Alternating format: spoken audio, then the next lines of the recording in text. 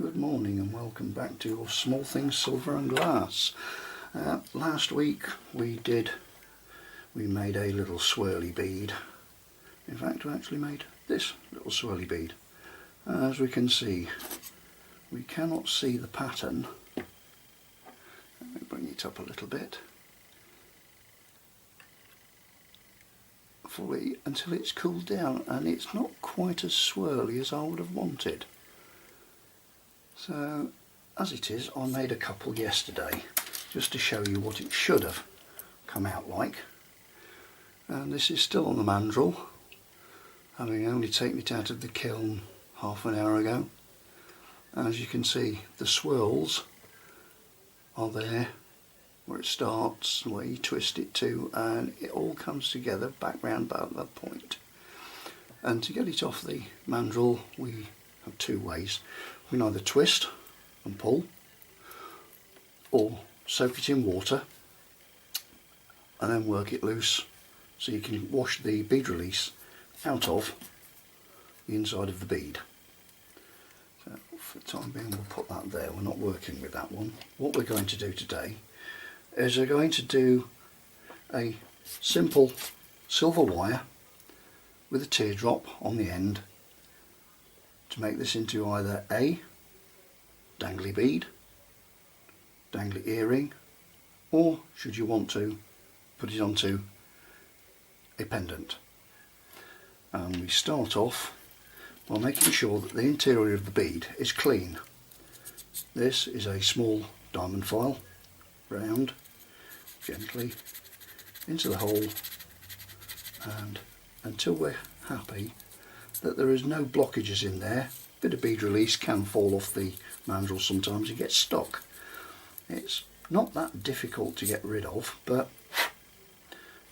sometimes it just doesn't want to budge and you have to do the proddy thing with a needle file. Then we take approximately 2 1/4 inches of 0.8 wire. This is all silver from Cookson's Gold in Birmingham, so it's all reputable bullion, as sold by English companies, not like the stuff I've bought. I did get caught once on the Chinese market. Pure silver my buck. It was silver plated copper, and as such it was about as much good as a chocolate teapot. There we go. Cut the wire, place it into the jaws. This is a third hand, as we call them. You can get them anywhere. And you can see the wire is in the jaws, and all I'm going to do is heat it up and melt it down to make a big teardrop in the top.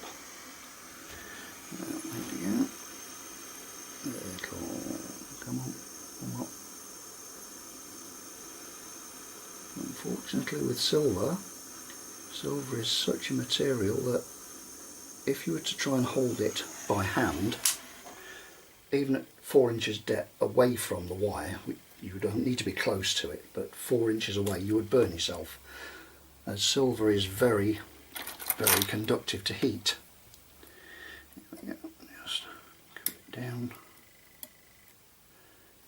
It will sit in the pickle. There we go, take it out. Out of the pickle, it's cooled down enough. Now some jewellers use a very weak solution of sulfuric acid as pickle, and others use the commercially available pickle, which I believe is alum powder. It removes all the copper tarnish off the wire. As you can see, it's gone black around the edges, but we will clean that off when we put the whole thing into pickle to soak. It will go in that colour but come out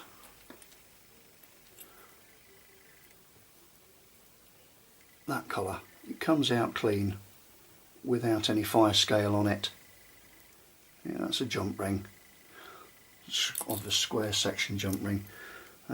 We shall do all that once we've got the thing clean. We then put the it back on the block. As you can see, the teardrop stops the bead from falling off. Oops, a little bit too high, you can't see anything from there. Yeah. Or we can even go so far as put a small bicone bead in there, of which I do have a couple. Straighten that up. Well, I shall use a clear one, just to give it that extra hold. As you can see, we then end up with a bead on a tiny bicone, which gives a little bit of interest. And using round nose pliers at about ½ an inch from the base in round. Come on, that's nice.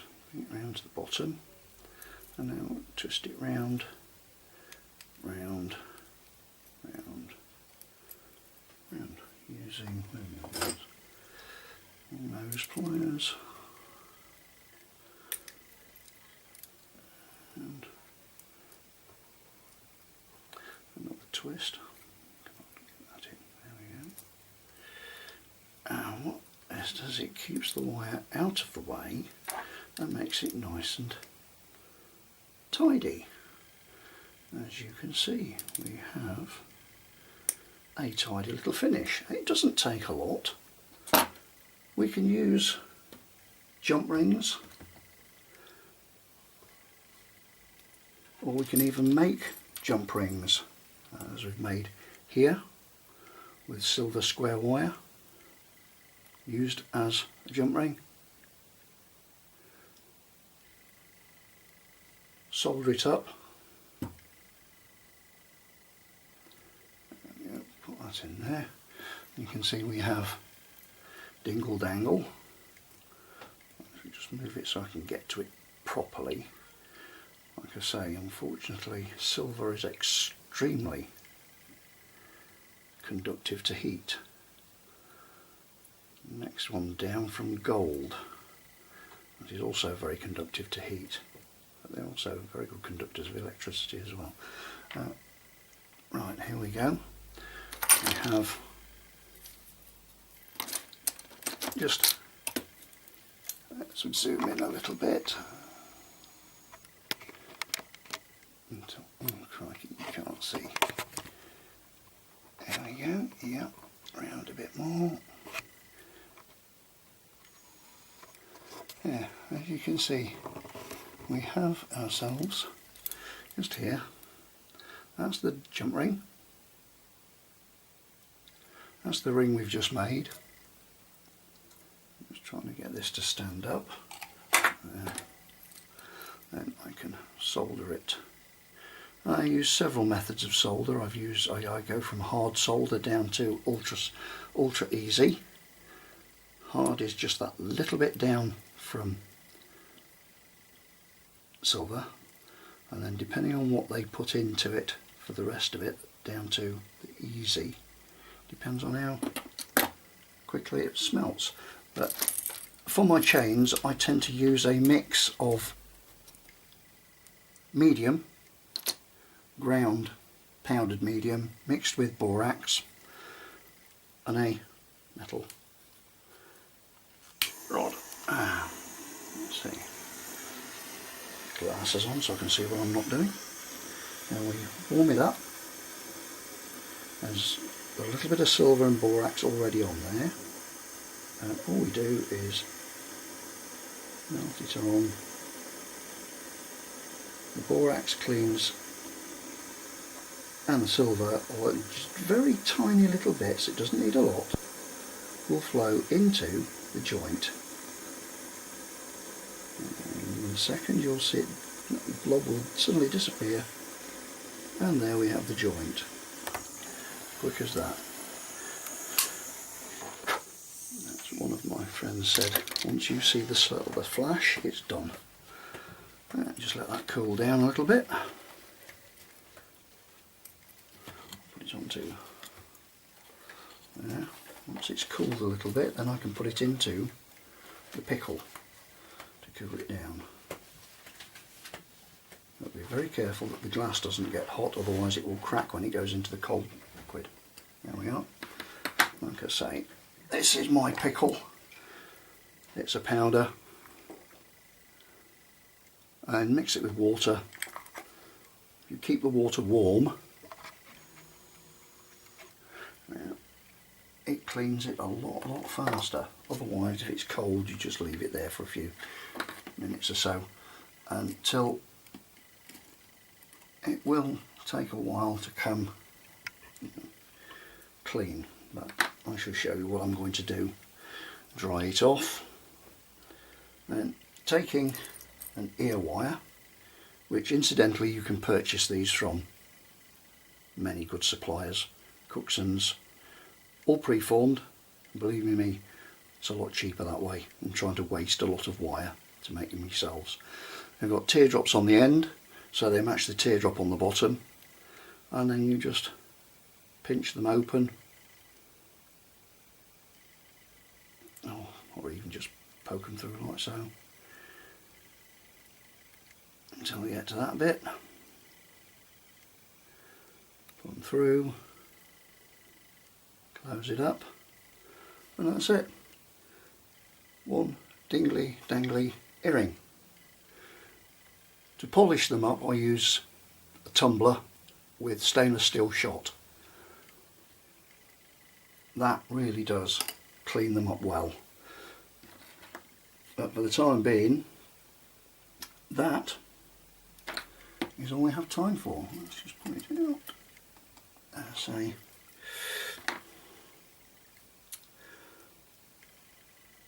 one dingly dangly earring. Can't get much simpler than that, can you really?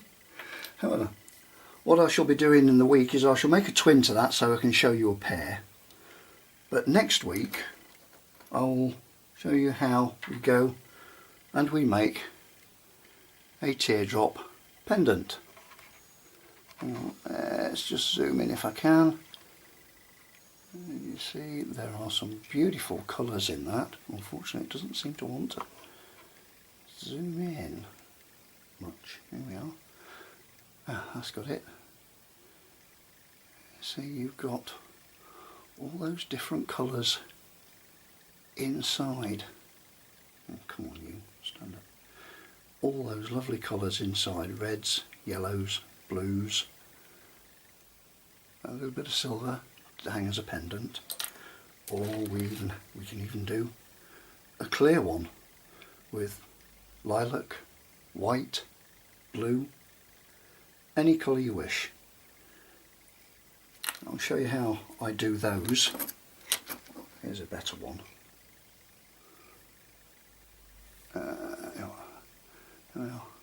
How does that look? Yeah. What more of a talking point can you want when you go to a party or an evening out with friends? So different.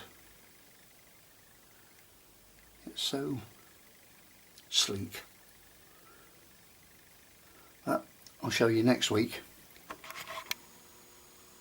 how we go about making one of these. TTFN. Thank you for watching.